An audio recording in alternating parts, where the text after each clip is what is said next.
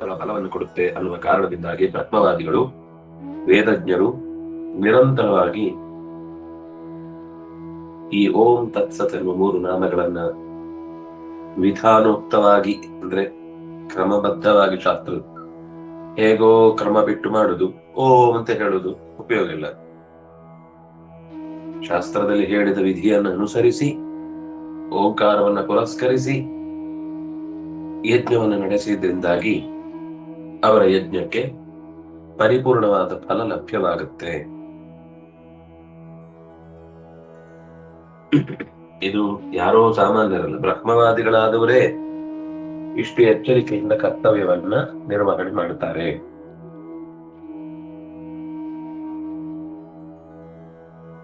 ತದಿತ್ಯನವಿಸಂಧಾಯ ಫಲಂ ಯಜ್ಞ ತಪಕ್ರಿಯಾ ದಾನಕ್ರಿಯಾ ದ್ವಿವಿಧಾ ಕ್ರಿಯಂತೆ ಮೋಕ್ಷಕಾಂಕ್ಷಿಭಿಃ. ನಾರಾಯಣ ತದಿತ್ಯನವಿಸಂಧಾಯ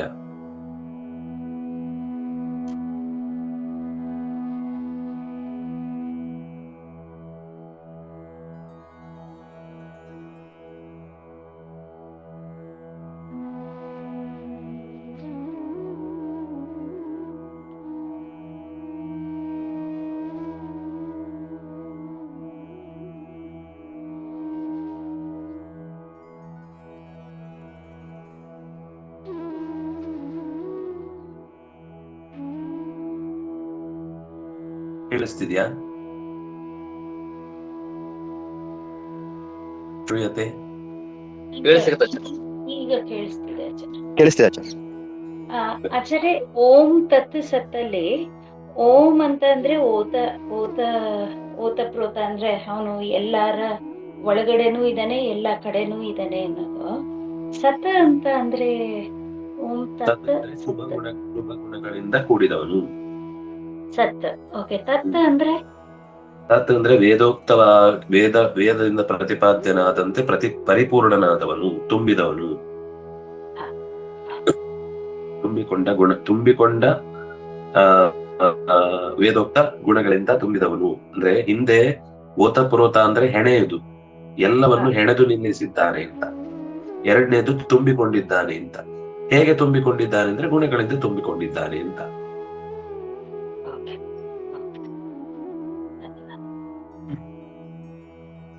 ಹಾಗಾಗಿ ಓಂ ಅನ್ನುವ ನಾಮವನ್ನ ಉಚ್ಚಾರಣೆ ಮಾಡಿ ಯಜ್ಞ, ದಾನ, ತಪಸ್ಸು ಮೊದಲಾದ ಎಲ್ಲ ಕ್ರಿಯೆಗಳನ್ನು ಬ್ರಹ್ಮವಾದಿಗಳಾದವರು ಶಾಸ್ತ್ರ ಪುರಸ್ಸರವಾಗಿ ಮಾಡುವಾಗ ಓಂಕಾರವನ್ನ ಜಪಿಸಿಯೇ ಜಪಿಸುತ್ತಾರೆ. ಓಂ ಅನ್ನುವುದನ್ನ ಆರಂಭದಲ್ಲಿ ಹೇಳುವ ಉದ್ದೇಶವೇ ಇದು ನಾರಾಯಣನಿಂದ ಓತಪ್ರೋತವಾಗಿ ತುಂಬಿಕೊಂಡಿದೆ ಅನ್ನುವ ಎಚ್ಚರಿಕೆ. ಕೇಳಲಿಕ್ಕೆ ಚೆನ್ನಾಗಿರುತ್ತೆ, ಸ್ಟಾರ್ಟಿಂಗ್ ಅಲ್ಲಿ ಏನೋ ಒಂದು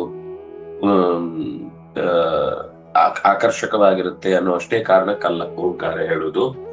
ಇಡೀ ಈ ಮಾಡುವಂತಹ ಅಂದ್ರೆ ಈಗ ವೇದಗಳನ್ನು ಓದುವಾಗ ಶುರುವಿಗೆ ಹರಿ ಓಂ ಅಂತ ಹೇಳ್ತಾರೆ. ಅದು ಹೇಳದೆ ಹೇಳಿದ್ರೆ ವೇದವೇ ಅಲ್ಲ ಅಂತ. ವೇದ ಹೇಳಿದ್ರು ಕೂಡ ಅದು ನಮಗೆ ಭಗವತ್ ಪ್ರತಿಪಾದ್ಯ ಅನ್ನೋದನ್ನ ನೆನೆಯದೆ ಹೇಳಿದ್ರಿಂದಾಗಿ ವೇದ ಸುಮ್ನೆ ಕತ್ತೆ ತಲೆ ಮೇಲೆ ರೇಷ್ಮೆ ಭಾರ ಹೊತ್ತ ಹಾಗೆ, ಏನು ಉಪಯೋಗ ಇಲ್ಲ ಅಂತ ಬೈತಾರೆ. ಅಂದ್ರೆ ಓಂಕಾರ ಬಿಟ್ಟು ಏನು ಹೇಳಬಾರ್ದು ಅಂತ. ಅದನ್ನ ಈ ಶ್ಲೋಕದಲ್ಲಿ ನಿರೂಪಣೆ ಮಾಡಿದ್ದು ಯಜ್ಞ, ದಾನ, ತಪಸ್ಸು ಮೊದಲಾದ ಎಲ್ಲ ಪಾರಾಯಣಾದಿ ಕ್ರಿಯೆಗಳು ಕೂಡ ಶಾಸ್ತ್ರದಲ್ಲಿ ಹೇಳಿದ ಕ್ರಮದಲ್ಲಿ ಮಾಡುವಾಗ್ಲೂ ಓಂಕಾರವನ್ನ ಬಿಟ್ಟು ಮಾಡ್ಲಿಕ್ಕಿಲ್ಲ. ಬ್ರಹ್ಮವಾದಿಗಳಾದಂಥವರು ಕೂಡ ನಮ್ಗೆ ವೇದಾರ್ಥ ಎಲ್ಲ ಚೆನ್ನಾಗಿ ಗೊತ್ತು, ಮತ್ತೆ ಓಂಕಾರ ಹೇಳ್ಬೇಕು ಅಂತ ಅವ್ರು ತಿರಸ್ಕರಿಸಲ್ಲ.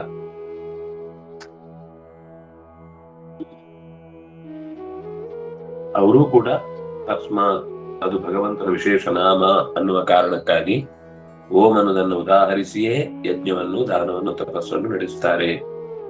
ತದಿತ್ಯನಭಿಸಂಧಾಯ ಫಲಂ ಯಜ್ಞ ತಪಃ ಕ್ರಿಯಾ ದಾನ ಕ್ರಿಯಾಶ್ಚ ವಿವಿಧಾ ಕ್ರಿಯಂತೆ ಮೋಕ್ಷಕಾಂಕ್ಷಿಭಿಃ.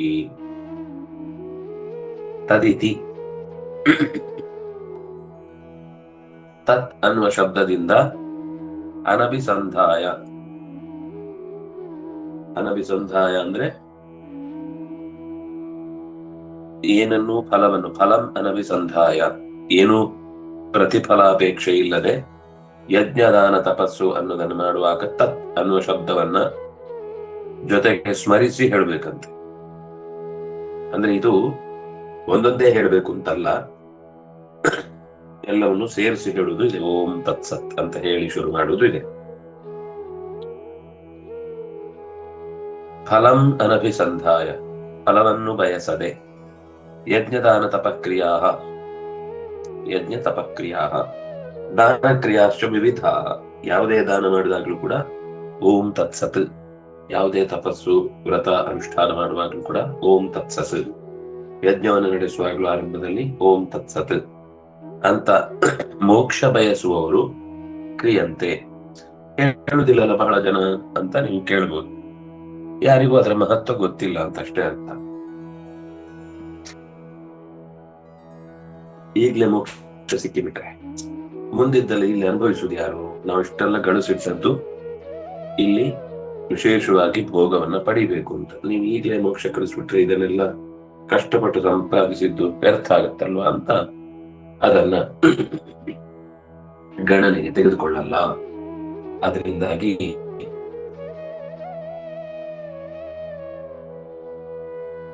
ಯಜ್ಞ ದಾನ ಮಾಡಲೇಬೇಕಾದ ಕರ್ಮ ಅಂತ ಹಿಂದೆ ಹೇಳಿದ್ರು. ಮಾಡುವಾಗ ಓಂ ತತ್ಸತ್ ಅನ್ನುವ ನಾಮವನ್ನು ವಿಧಿವಿಧಾನೋಕ್ತವಾಗಿ ಸೇರಿಸಿಕೊಂಡೇ ಹೇಳ್ಬೇಕು ಅನ್ನೋದನ್ನು ಕೂಡ ಈ ಪದ್ಯದ ಮೂಲಕ ತಿಳಿಸಿದ್ರು. ತತ್ ಫಲಮ್ಮೇ ಸ್ಯಾತ್ ಇತಿ ಅನಭಿಸಂಧಾಯ, ಅನಭಿಸಂಧಾಯ ಫಲಂ ಅಂತ ಬಂತು.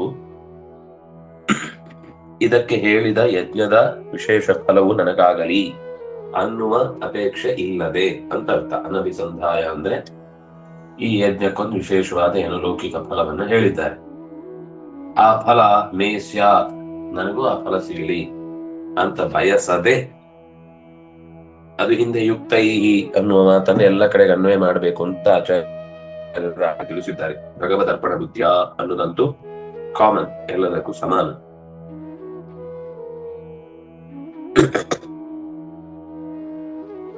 ತತ್ಸಂಬಂಧಿತ್ವಾದೇವ ಕರ್ಮಾದಿ ಸತ್ ತಾತ್ಪರ್ಯದಲ್ಲಿ ತತ್ಸಂಬಂಧಿತ್ವ ಕರ್ಮ ಸತ್, ಸಜ್ಜನರಿಗೆ ಸಂಬಂಧ ಅಲ್ಲೇ ಇದೆ, ಅಲ್ಲೇ ಇದೆ, ಅಲ್ಲೇ ಇದೆ. ಕೆಳಗೆ ಅಂದ್ರೆ ಆ ಪುಟದಲ್ಲೊಂದು ಮಧ್ಯ ಗೆರೆ ಇರುತ್ತೆ. ವ್ಯಾಖ್ಯಾನ ಯಾವುದು, ತಾತ್ಪರ್ಯಕ್ಕೂ ಭಾಷ್ಯಕ್ಕೂ. ಅದರ ಆ ಗೆರೆಗಿಂತ ಕೆಳಗಿದ್ರೆ ಆ ಪುಟದ ಕೆಳಗೆ ಅಂತ ಅರ್ಥ. ನಮ್ಗೆ ಪುಸ್ತಕ ಕೈಯಲ್ಲಿ ಇದ್ದಾಗ ಅದು ಸ್ಪಷ್ಟ ಗೊತ್ತಾಗುತ್ತೆ, ಇದ್ರಲ್ಲಿ ಸ್ವಲ್ಪ ಕನ್ಫ್ಯೂಸ್ ಆಗುತ್ತೆ. ಕರ್ಮಾದಿ ಸತ್, ಸತ್ ಅಂತ ಯಾರು ಅಂತ ಹೇಳಿದ್ರು ಹಿಂದೆ. ಸದ್ಗುಣಗಳಿಂದ ಸತ್, ಶುಭೈಹಿ ಗುಣೈಹಿ ಅಭಿಯುಕ್ತ ಸತ್ ಅಂತ ಹಿಂದೆ ಹೇಳಿದ್ರು. ಸರ್ವೈಹಿ ಶುಭೈಹಿ ಗುಣೈಹಿ ಅಭಿಯುಕ್ತ ಸತ್ ನಚ ಅನ್ಯೈಹಿ, ದುರ್ಗುಣಗಳಿಂದ ಕೂಡದವನು, ದೋಷಗಳಿಂದ ರಹಿತನಾದವನು ಅಂತ. ಅವನಿಗೆ ಸಂಬಂಧಿಸಿದ್ದಾದ್ರೆ ಮಾತ್ರ ಕರ್ಮ ಸತ್ತಾಗುತ್ತೆ. ಯಾಕೆ ನಾವು ಸತ್ ಅಂತ ನೆನಪಿಸಿಕೊಳ್ಳುವುದು ಅಂದ್ರೆ ಈ ಕರ್ಮ ಅವನಿಗೆ ಸಂಬಂಧಿಸಿದ್ದು ಅಂತ. ಓಂ ಸತ್, ಓಂ ತತ್ ಸತ್ ಅಂತ. ಓಂ ತತ್ಸತ್ ಇತಿ ನಾಮ್ನ ವಿಷ್ಣು ಪ್ರಸಿದ್ಧತ್ವಾತ್. ವೇದಗಳಲ್ಲಿ, ಉಪನಿಷತ್ತುಗಳಲ್ಲಿ, ಋಷಿಗಳ ನಿತ್ಯ ಪ್ರವೃತ್ತಿಯಲ್ಲಿ ಈ ಮೂರು ನಾಮಗಳು ನಾರಾಯಣನಿಗೆ ಅತ್ಯಂತ ಪ್ರಿಯವಾದ ನಾಮ ಅಂತ ಲೋಕ ಪ್ರಸಿದ್ಧ. ನಾವು ಮರ್ತಿದೀವಿ ಅಷ್ಟೇ, ನಮ್ಗೆ ಗೊತ್ತಿಲ್ಲ. ನಮ್ದೇನು ಅಂದ್ರೆ ನಮ್ದು ವಾಟ್ಸಪ್ ಅಲ್ಲಿ ಬಂದ್ರೆ ಗೊತ್ತಾಗ್ತಿತ್ತು, ಫೇಸ್ಬುಕ್ ಅಲ್ಲಿ ಹೇಳಿದ್ರೆ ಅರ್ಥ ಆಗ್ತಿತ್ತು, ಯೂಟ್ಯೂಬ್ ಅಲ್ಲಿ ಯಾರಾದ್ರೂ ಬಿಡಿಸಿ ಅದನ್ನು ವಿವರಿಸಿದ್ರೆ ನಮ್ಗೆ ಟ್ರೆಂಡ್ ಆದ್ರೆ ಗೊತ್ತಾಗ್ತಿತ್ತು. ಇದ್ಯಾವುದು ಆಗಿಲ್ಲ ಆದ್ರದಾಗ ನಾವು ಸ್ವಲ್ಪ ಪ್ರಸಿದ್ಧ ಅಂದ್ರೆ ಹೇಗೆ, ಅವರ ಪ್ರಸಿದ್ಧಿ ತಗೊಂಡು ನಾವೇನ್ ಮಾಡ್ಬೇಕು ಅಂತ ನಾವು ಯೋಚನೆ ಮಾಡ್ತೀವಿ. ಆದ್ರೆ ವಸ್ತುತಃ ಶಾಸ್ತ್ರದ ವ್ಯವಸ್ಥೆಯಲ್ಲಿ ವಿದ್ವದ್ರೂಢಿಯೇ ಪ್ರಧಾನ. ಜ್ಞಾನಿಗಳಾದವರಿಗೆ ಏನು ಅನುಸಂಧಾನದಲ್ಲಿದೆ ಅದೇ ಉಪಾಸನೆಗೆ ಮುಖ್ಯವಾದದ್ದು ಹೊರತು ನಾವು ಮಧ್ಯದಲ್ಲಿ ನಮ್ದೇನೋ ಒಂದು ಹೊಸ ಪ್ರಯೋಗ ಮಾಡಿ ಜನರಿಗೆ ಬಹಳ ಇಷ್ಟ ಆಯ್ತು, ತುಂಬಾ ಜನ ಮೈ ಮರೆತು ಕುಣಿದ್ರು ಅಂತಂದ್ರು ಕೂಡ ಅದನ್ನ ಲೆಕ್ಕ ತಗೊಳ್ಳಲ್ಲ. ಯಾಕಂದ್ರೆ ಅದಕ್ಕೊಂದು ಪ್ರವೃತ್ತಿ ಪಥ ಇರಬೇಕು, ಒಂದು ಋಷಿ ಪರಂಪರೆ ಇರಬೇಕು. ಇದೆಲ್ಲ ತಾತ್ಕಾಲಿಕವಾಗಿ ಒಬ್ಬರನ್ನ ತುಂಬಾ ಇನ್ವಾಲ್ವ್ ಮಾಡಬಹುದು ಭಕ್ತಿಯಿಂದ, ಆದ್ರೆ ಅದು ಶಾಸ್ತ್ರಜ್ಞಾನ ಪೂರ್ವಕವಾಗಿ ಬರುವುದು ಬಹಳ ಕಷ್ಟ ಅಂತದ್ದು. ಶಾಸ್ತ್ರಜ್ಞಾನ ಇದ್ರೆ ಯಾವುದನ್ನು ಕೂಡ ವಿಧಿಯನ್ನ ತೊರೆದು ಮಾಡುವಂತ ಆಲೋಚನೆ ಮಾಡಲ್ಲ. ವಿಧಿ ಅಂದ್ರೆ ಇನ್ನೇನಿಲ್ಲ, ಅವ್ರು ಹೇಳಿದ ಆಲದ ಮರಕ್ಕೆ ಜೋತಾಡ್ಬೇಕು ಅಂತಲ್ಲ, ಪ್ರಜ್ಞೆ ಸ್ಪಷ್ಟವಾಗಿರ್ಬೇಕು ಅಂತ.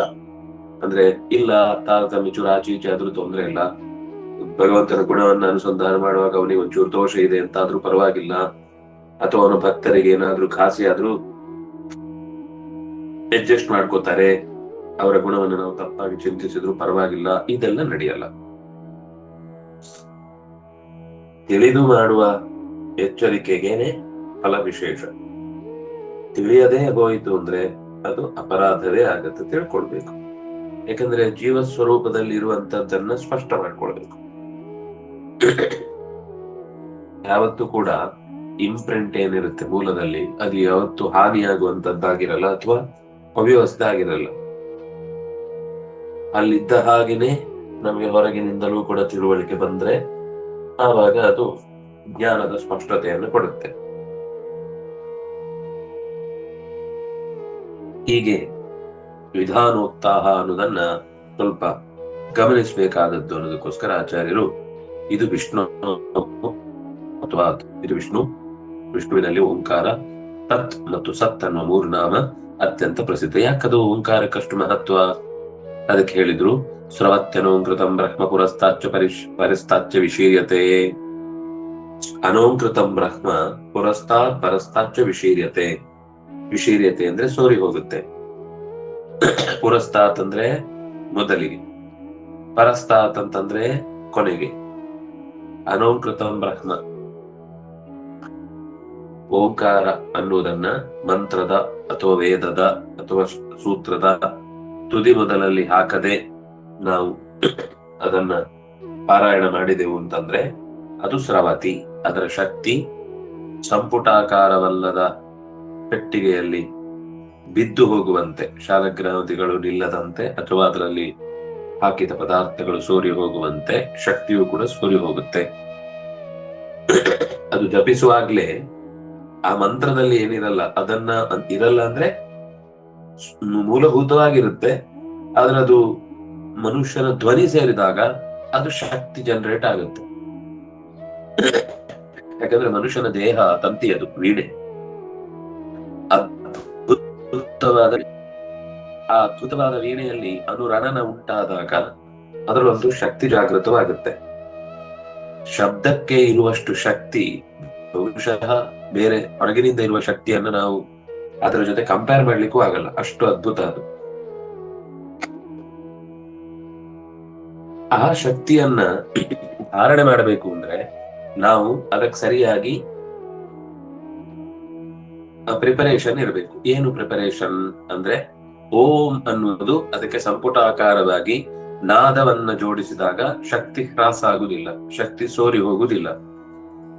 ಅನೋಂಕೃತ ಆಸುರಂ ಕರ್ಮ, ಓಂಕಾರವಿಲ್ಲದೆ ಮಾಡಿದ ಯಾವ ಕರ್ಮವೂ ಕೂಡ ಅದು ದೇವತೆಗಳಿಗೆ ಭಗವಂತನಿಗೆ ಮುಟ್ಟಲ್ಲ. ಆಸುರಂ ಅದು ದೈವ ಅನ್ನುವ ಶಬ್ದ ದೀನತ್ವಾತ್ ದೇವನಾಮಾಸೌ. ಯಾವುದೋ ವರಬಲದಿಂದ ಅಥವಾ ಯಾವುದೋ ಒಂದು ತಾತ್ಕಾಲಿಕ ಶಕ್ತಿಯಿಂದ ಕೆಲವು ಜೀವರಾಶಿಗಳಿಗೆ ವಿಶೇಷವಾಗಿ ತನ್ನ ಸುತ್ತಲಿನ ವಸ್ತುಗಳ ಮೇಲೆ ಪ್ರಭಾವ ಬೀರುವ ಸಾಮರ್ಥ್ಯ ಇರುತ್ತೆ. ಅವುಗಳಿಗೆ ಸ್ವಂತ ಬಲ ಇಲ್ಲ. ಅವುಗಳಿಗೆ ಬಲ ಏನು ಅಂದ್ರೆ, ಈ ರೀತಿ ಎಡವಟ್ಟು ಕರ್ಮ ಯಾರು ಮಾಡ್ತಾನೆ ಓಂಕಾರ ಇಲ್ಲದೆ, ಅವರ ಶಕ್ತಿಯನ್ನ ಅದು ತಗೊಂಡ್ಬಿಡುತ್ತೆ. ಅದು ಬದುಕಬೇಕು ಅಂದ್ರೆ ಇಂಥ ತಪ್ಪು ಮಾಡೋರನ್ನು ಕಾಯ್ತಾ ಇರುತ್ತೆ. ಅದಕ್ಕೆ ಅಡ್ರೆಸ್ ಕೊಡ್ಬೇಕಾಗಿಯೂ ಇಲ್ಲ. ನಮ್ಗಿಂತ ನಮ್ಗೆ ನಾವು ಮಾಡುವ ಜಪದಲ್ಲಿ ಶಕ್ತಿ ಇದೆ ಅನ್ನೋದೇ ಗೊತ್ತಿರೋದಿಲ್ಲ, ಸುಮ್ಮನೆ ಜಪಿಸ್ತಾ ಇರ್ತೇವೆ. ಆದ್ರೆ ಅವುಗಳಿಗೆ ಬಹಳ ಸೂಕ್ಷ್ಮವಾಗಿ ಗ್ರಹಿಕೆ ಇರುತ್ತೆ. ಆದ್ರಿಂದ ಮಾಡುವ ಕರ್ತವ್ಯದಲ್ಲಿರುವಂತಹ ಸಣ್ಣ ಲೋಪವನ್ನು ಗಮನಿಸಿ ಅದು ಎಲ್ಲರ ಈಗ ನಮ್ಮ ದೇಹದಲ್ಲಿ ನಿರಂತರ ಕ್ಯಾನ್ಸರ್ ಇದೆ, ನಮ್ಗೆ ಗೊತ್ತಿಲ್ಲ ಅಷ್ಟೇ. ಪ್ರತಿಯೊಬ್ಬನ ಶರೀರದಲ್ಲೂ ಅನಗತ್ಯವಾದ ಸೆಲ್ಗಳು ಇದ್ದೇ ಇರ್ತವೆ. ಯಾವಾಗ ಶರೀರದಲ್ಲಿ ರೋಗ ನಿರೋಧಕ ಶಕ್ತಿ ಕಮ್ಮಿ ಆಗುತ್ತೆ. ಆವಾಗ ಅದು ಹೆಚ್ಚು ಪ್ರಮಾಣದಲ್ಲಿ ದೇಹದಲ್ಲಿ ಬೆಳೆದು ದೇಹವನ್ನು ನುಂಗುತ್ತೆ. ಅದು ಹೊರಗಿನಿಂದ ಬರೋದಲ್ಲ, ನಮ್ಮೊಟ್ಟಿಗೆ ಇರುವುದು, ನಮ್ಮೊಟ್ಟಿಗೆ ಇರುತ್ತೆ, ನಮ್ಮೊಟ್ಟಿಗೆ ಸಾಯುತ್ತೆ. ಆದ್ರೆ ಯಾವಾಗ ಅವನಿಗೆ ಅದರ ಬಗ್ಗೆ ಎಚ್ಚರ ತಪ್ಪತ್ತೆ ಮತ್ತು ಅವನ ದೇಹದಲ್ಲಿ ಅದಕ್ಕೆ ಬೇಕಿರುವ ರೋಗ ನಿರೋಧಕ ಶಕ್ತಿ ಕಮ್ಮಿ ಆಗುತ್ತೆ, ಆಗ ಅದು ಅವನನ್ನ ಆವರಿಸಿಕೊಳ್ಳುತ್ತೆ. ಹೇಗೆ ಮರದಲ್ಲಿ ಬಂದಣಿಕೆ ಅಂತಿರುತ್ತೆ, ಅದು ಚೂರೇ ಇರುತ್ತೆ. ಯಾವಾಗ ಮರದಲ್ಲಿ ಏನಾದ್ರೂ ಬೇರೆ ಪ್ರಾಬ್ಲಮ್ ಉಂಟಾಗಿ ಒಣಗ್ಲಿಕ್ಕೆ ಶುರುವಾಯ್ತು ಅಂದ್ರೆ ಅದು ಇಡೀ ಮರವನ್ನ ಆವರಿಸ್ಕೊಂಡ್ಬಿಡುತ್ತೆ. ಹಾಗೆ ದುಷ್ಟಶಕ್ತಿಗಳು ನಮ್ಮ ಜೊತೆಗೇ ಇರ್ತವೆ ಯಾವಾಗ್ಲೂ. ನಿಮಗೆ ವೈದ್ಯಕೀಯ ಓದ್ದವರಿಗೆಲ್ಲ ಗೊತ್ತಿರುತ್ತೆ, ರೋಗ ನಿರೋಧಕ ಶಕ್ತಿ, ಬಿಳಿ ರಕ್ತ ಕಣ ನಿರಂತರ ಹೋರಾಡ್ತಾ ಇರುತ್ತೆ. ಯಾಕಂದ್ರೆ ನಮ್ಮೊಳಗೇನೆ ನೂರಾರು ವಿರೋಧ ಶಕ್ತಿಗಳು ತುಂಬಿಕೊಂಡಿರ್ತವೆ, ವೈರಾಣುಗಳು ಇರ್ತವೆ. ಅದರಿಂದಾಗಿ ನಮ್ಗೆ ಟೂರ್ ಹೆಚ್ಚು ಕಮ್ಮಿ ಆದಾಗ ವ್ಯತ್ಯಾಸ ಗೊತ್ತಾಗುತ್ತೆ. ಗಂಟ್ಲು ಕಟ್ಟುತ್ತೆ, ಅಥವಾ ಮೈಕೈ ನೋವುತ್ತೆ, ಅಥವಾ ಶೀತ ಆಗುತ್ತೆ, ಕಣ್ಣುರಿ ಬರುತ್ತೆ, ತಲೆ ತುರಿಸ್ಲಿಕ್ಕೆ ಶುರುವಾಗುತ್ತೆ ಸಿಕ್ಕಾಬಟ್ಟೆ ಅಂತೆಲ್ಲ ಏನೇನೋ ಇದೆಯಲ್ಲ, ಅದು ನಮ್ಮೊಳಗೆ ಇದ್ದದ್ರಿಂದ ಅದು ಎಚ್ಚರಿಸುವುದು. ಆಗ ತಕ್ಷಣ ದೇಹದಲ್ಲಿ ಅದಕ್ಕೋಸ್ಕರ ಒಂದು ಮೆಸೇಜ್ ಹೋಗುತ್ತೆ, ಅದಕ್ಕೆ ಪ್ರತಿರೋಧ ಒಡ್ಲಿಕ್ಕೆ ಬೇಕಿರುವ ಪ್ರತಿಕ್ರಿಯೆಯನ್ನು ಮಾಡುತ್ತೆ.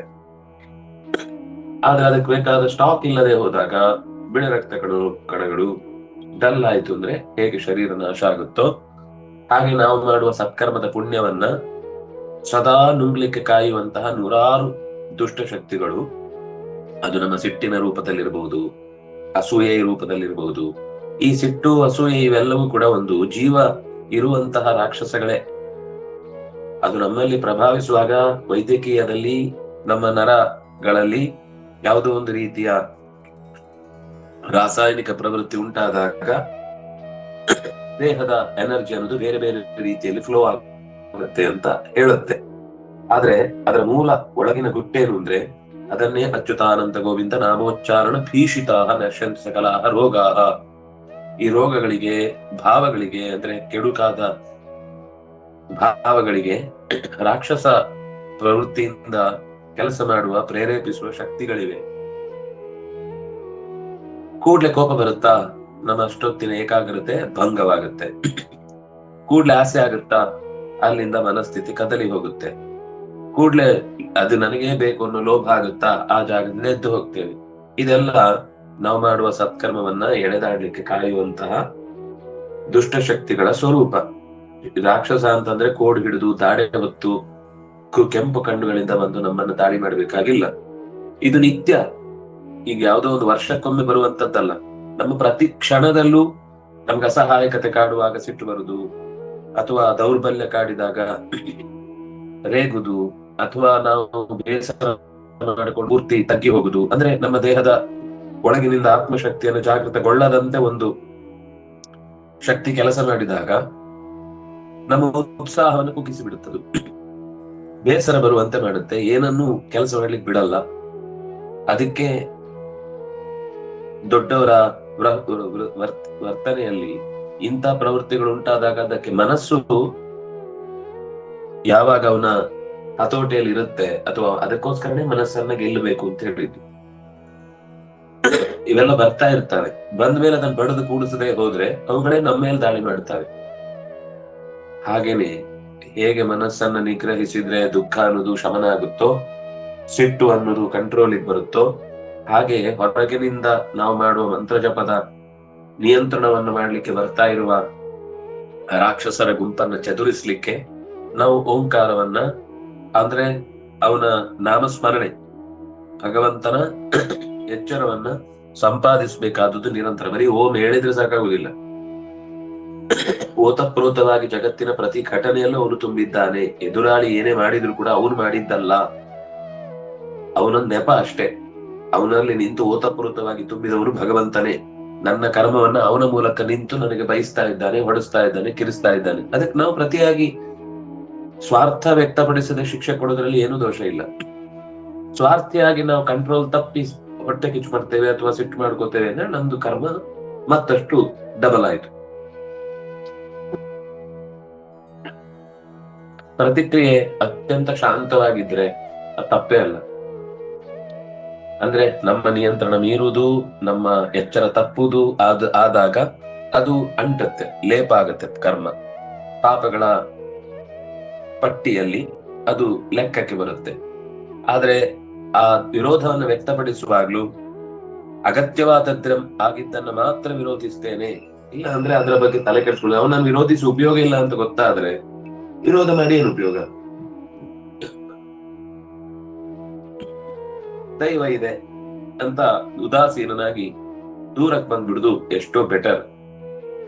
ಯಾವುದನ್ನ ಕಲೆಕ್ಟಿವ್ ಆಗಿ ಮಾಡ್ಬೇಕೋ ಅದನ್ನ ಕ್ರಮವಾಗಿ ಎಚ್ಚರದಿಂದ ನಡೆಸಬೇಕು. ಯಾವುದು ಬರೀ ನಾವು ಒಂದು ದೊಡ್ಡ ಬಂಡೆಗೆ ಕಲ್ಲೆಸ್ದ್ರೆ ಆ ಬಂಡೆ ಪುಡಿ ಆಗುತ್ತಾ?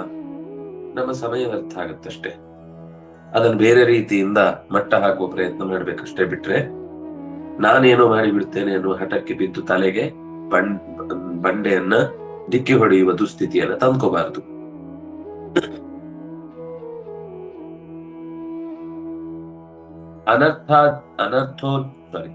ಅನರ್ಥಜ್ಞೋತಿತೋ ಮಂತ್ರ ನಿರರ್ಥಸ್ತ್ರಾತಿಮಾನತಃ ಯನ್ಮಂತ್ರಸ್ತೇನ ಕಥಿತಃ ಮಂತ್ರಾರ್ಥೋ ಜ್ಞೇಯ ಏವ ತತ್ ಇತಿ ಪೈಂಗಿ ಶ್ರುತಿ.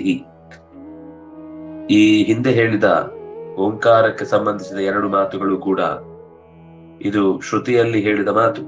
ಓಮಿಗೆ ಅಷ್ಟು ಮಹತ್ವ ಇದೆ ಅಂತ. ಅನೋಂಕೃತಸ್ಯ ಆಸುರತ್ವ ಪ್ರಸಿದ್ಧೇ.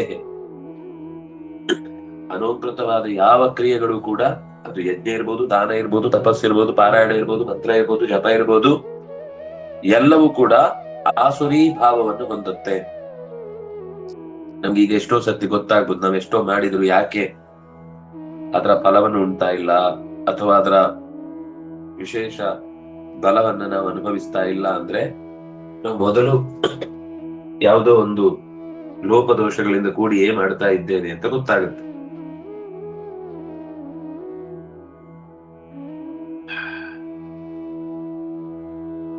ಸರಿ, ಹಾಗಾದ್ರೆ ಏನ್ ಮಾಡ್ಬೇಕು?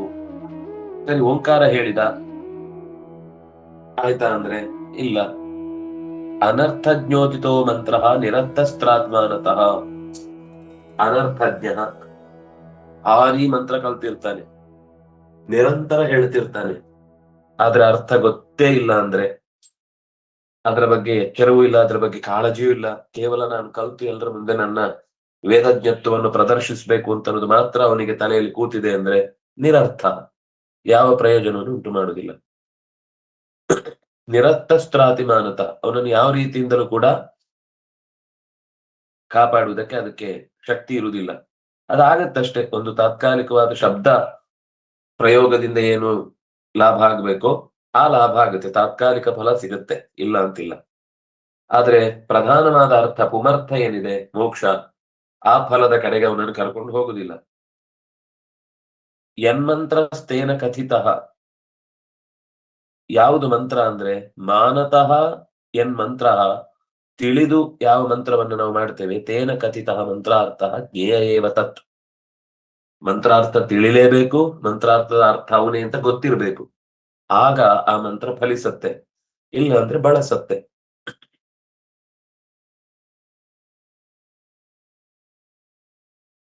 ಅನರ್ಥ ಜ್ಯೋತಿತೋ ಮಂತ್ರ ನಿರರ್ಥ ಮಾನತಃ ಯನ್ಮಂತ್ರ ತೇನ ತ್ರಾತಿ ಇತಿ ಕಥಿತಃ ಮಂತ್ರಾರ್ಥ. ಮಂತ್ರ ಅಂದ್ರೆ ಏನು ಅಂದ್ರೆ ಮಾನತಃ ತ್ರಾತಿ ಇತಿ ಮಂತ್ರ. ತಿಳಿದು ಮಾಡುವಾಗ ತಿಳಿದು ಮಾಡಿದವನಿಗೆ ಯಾವುದು ತಿಳಿದು ಮಾಡಿದವನನ್ನು ಯಾವುದು ಕಾಪಾಡುತ್ತೋ ಅದು ಮಂತ್ರ. ಅದರಿಂದಾಗಿ ಮಂತ್ರಾರ್ಥ ಜ್ಞೇಯ ಏವ ತತ್, ಮಂತ್ರಾರ್ಥವನ್ನು ಅವನೇ ಪರಮಾತ್ಮನೇ ಈ ಮಂತ್ರದ ಸರಿಯಾದ ಅರ್ಥ. ಇನ್ನು ಅನೇಕ ಅರ್ಥಗಳಿವೆ, ಇಲ್ಲಿ ಒಂದು ಮುಖದಿಂದ ಹೇಳಿದ್ದಾರೆ ಅಷ್ಟೇ. ಅನೇಕ ಮುಖಗಳಲ್ಲಿ ಮಂತ್ರಗಳಿಗೆ ಅರ್ಥ ತೆರೆಕೊಳ್ಳುತ್ತೆ. ಅದು ಜ್ಞೇಯ ಏವ ತತ್, ಆ ಮಂತ್ರಾರ್ಥವನ್ನ ತಿಳಿಲೇಬೇಕು. ಅದು ತತ್ ಅನ್ನೋ ಶಬ್ದದಿಂದ, ತತ್ ಅಂದ್ರೆ ಏನು ಅಂತ ಹಿಂದೆ ಪ್ರಶ್ನೆ ಬಂತಲ್ಲ, ಅದಕ್ಕೆ ಏವ ತತ್. ತತ್ ಅಂದ್ರೆ ಏನರ್ಥ ಅಂದ್ರೆ ಅವನನ್ನ ಮಂತ್ರಾರ್ಥ ಅಂತ ತಿಳಿಲೇಬೇಕು. ತ್ರಾತಿ ಮಾನತಃ ತ್ರಾತಿ ಇತಿ ತತ್, ತಿಳಿಯಲೇಬೇಕಾದವನಾದ್ರಿಂದಾಗಿ, ಅವನ ಮಂತ್ರದಿಂದ ತಿಳಿಯಲೇಬೇಕಾದವನಾದ್ರಿಂದಾಗಿ ಅವನನ್ನು ತತ್ ಅಂತ ಕರೀತಾರೆ. ಅಂದ್ರೆ ವೇದ ಪ್ರತಿಪಾದ್ಯ ಅಂತ ಅರ್ಥ, ಶಾಸ್ತ್ರ ಪ್ರತಿಪಾದ್ಯ ಅಂತ ಅರ್ಥ. ನಾವು ವಿರೋಧ ಮಾಡ್ತೇವೆ ಅಂದ್ರೆ ಮಂತ್ರಕ್ಕೆ ಅರ್ಥ ಇಲ್ಲ ಅಂತ ನಾವು ಇನ್ನೇನು ಅದರಿಂದ ಪಡ್ಕೊಳ್ಳಿಕ್ ಸಾಧ್ಯವೇ ಇಲ್ಲ. ಮಂತ್ರ ಭೌತಿಕವಾದ ಫಲವನ್ನು ಕೊಟ್ಟೆ ಕೊಡುತ್ತೆ. ದೇವರ ಅರ್ಥವನ್ನು ಚಿಂತಿಸಿದವನಿಗೂ ಬೇಕಾದಷ್ಟು ಫಲಗಳನ್ನು ಸಿಗುವುದನ್ನು ನಾವು ಕೆಲವೊಮ್ಮೆ ನೋಡ್ತೇವೆ. ಅದೇನಂದ್ರೆ ಸೌಂಡ್ ಇಂಜಿನಿಯರಿಂಗ್ ನಿಂದ ಆದ ಕೆಲವು ದೈಹಿಕವಾದ ಬದಲಾವಣೆಗಳು ಅಥವಾ ಇನ್ನೇನಾದ್ರೂ ಪ್ರಾಕೃತಿಕ ವಿಕೋಪಗಳು ಇತ್ಯಾದಿಗಳೆಲ್ಲ ತಡೆದು ನಿಲ್ಲಿಸುವ ಕೆಲಸಗಳು ಕಾಣ್ತವೆ. ಆದ್ರೆ ಅದು ಪ್ರಧಾನ ಫಲ ಅಲ್ಲ, ತಾತ್ಕಾಲಿಕವಾದ ಫಲ. ಅವನು ಅದನ್ನೇ ನಂಬಿ ಅಷ್ಟರಿಂದಲೇ ತನ್ನ ಉದ್ಧಾರ ಅಂತ ಭಾವಿಸಿ ಹೊರಟು ಹೋಗುವ ಸಂದರ್ಭಗಳು ಇರ್ತವೆ.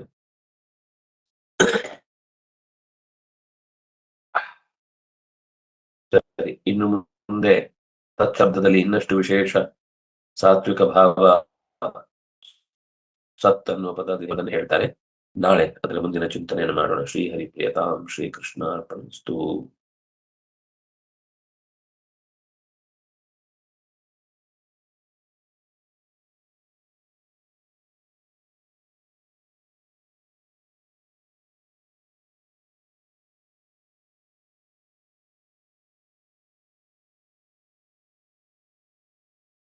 ಚೈತನ್ಯವ್ರು ನೀವು ಆಫ್ ಮಾಡಿ, ಅಂದ್ರೆ ನಾನು ಆಗ ಒಂದ್ಸರ್ತಿ ಲೀವ್ ಆಗುವಾಗ ಪೋಸ್ಟ್ ಮಾಡಿ ಕಳೆದಿದ್ದೆ.